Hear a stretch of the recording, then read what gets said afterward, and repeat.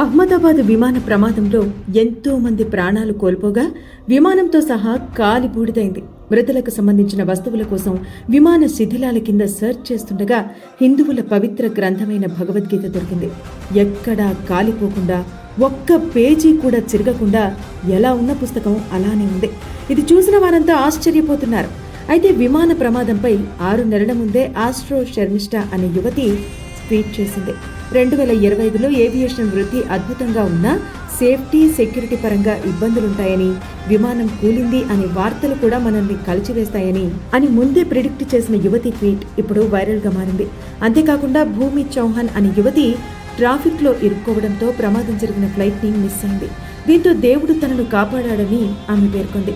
ఇంతమంది ప్రాణాలు కాపాడలేని దేవుడు లేడనుకోవాలా, లేక ప్రమాదం నుండి రమేష్, భూమి చౌహాన్ని తప్పించిన దేవుడు ఉన్నాడనుకోవాలా అనే సందిగ్ధంలో ప్రజలున్నారు. చెక్కు చెదరని భగవద్గీతను చూసిన వారంతా ఇదంతా దేవుడు మనుషులతో ఆడే నాటకమని అంటున్నారు.